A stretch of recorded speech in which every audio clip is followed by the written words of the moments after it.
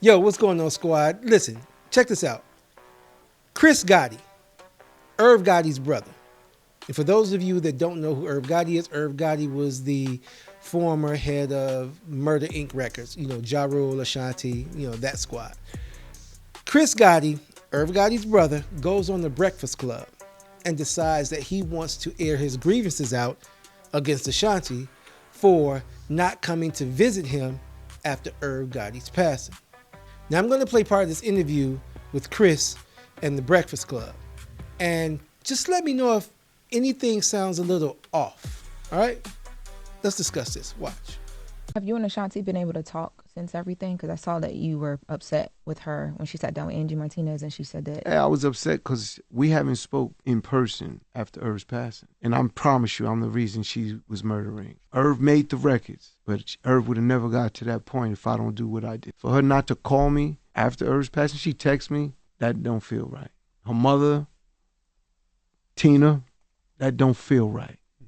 You understand? Like, I did everything for them.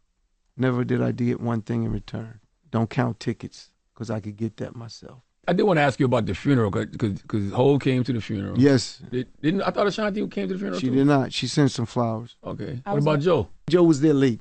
Got you. He left his father's and got to us late. I seen him at the end when it was almost over. I was going to ask you, he mentioned the flowers, and I know Ashanti had posted a statement online. I know you said that you want to talk in person, but like, did that provide any sort of comfort for you guys in that moment, just having things show up there from her?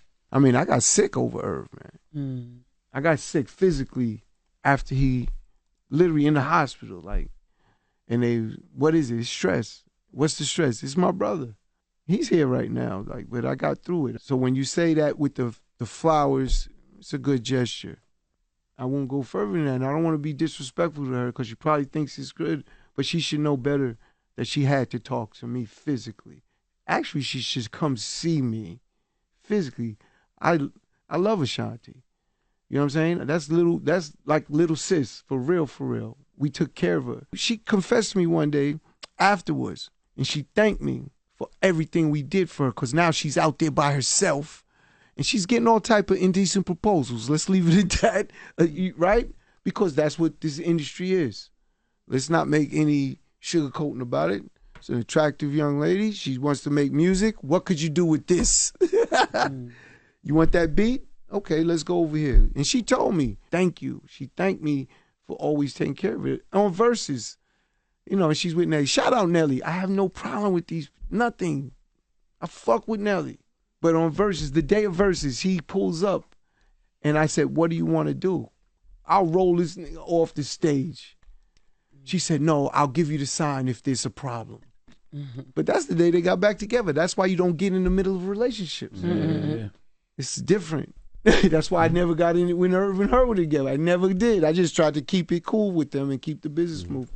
Damn, that's crazy. I could have swore it was reported that she went to the funeral. Okay, so she just sent you a text. Nah. I Yeah, they lied. They did somewhere. put a report that she was there. Yeah. They lied. Again, she probably got a good publicist or something. She should have came and said it was for my mother. Yeah. That's the part that's deeper than just what it is. She knows that. She knows, Nene. All bets is off when it's death. It's over. Nothing Irv could say, nothing no more. It's over. Why can't you? And again, if it's because of your husband, you could come see me and talk to me. I could see you at a show. What's the difference? That's how I look at it, me personally. Yeah. She had said that she tried to, there was an olive branch or whatever that she tried to extend or was extended, but it wasn't received well. So you think that that's why she kind of... She texted me. I wasn't in the mood for texting. You understand? Mm-hmm. She got to understand that too. If I show you the date she texted me, it's late. So just put this in, without me going deep. He's gone, and then I get a text after he's gone a couple days.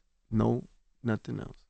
She got my number. She could, like, You would have appreciated a call. I would have appreciated a visit. Yeah, I get what you're saying. I understand. Like I said, we did a lot. She could say whatever she wants about a relationship, whatever, but she can't lie about her career. Okay, so there you have it.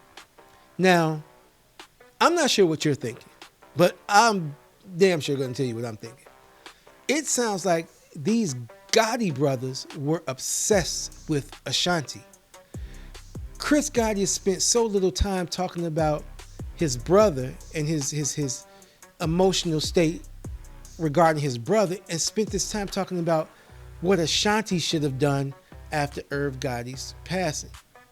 Now, I'm going to give you a little context as to why this was what it was. Ashanti had done an interview with Angie Martinez about 2 years ago. You really need to watch this interview so that you can get a clear, contextual image as to why what happened actually happened. Watch this. Let's roll back and let's discuss it. But you were disconnecting from wanting to be in that business and in that relationship at that point, no?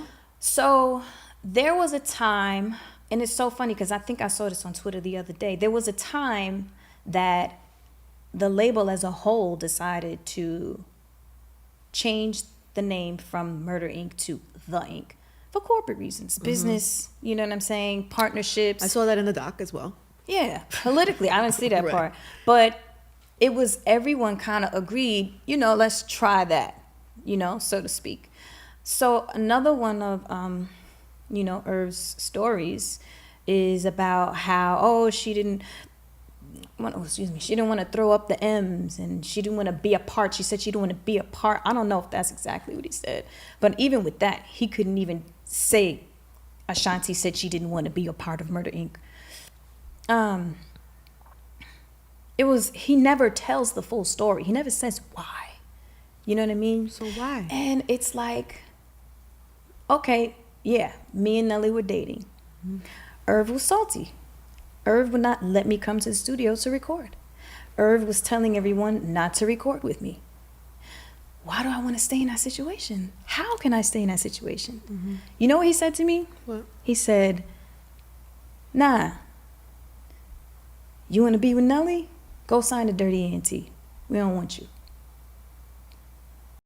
So apparently, Irv Gotti was not impressed and not happy with the fact that Ashanti and Nelly had gotten back together, right? So he spazzes out.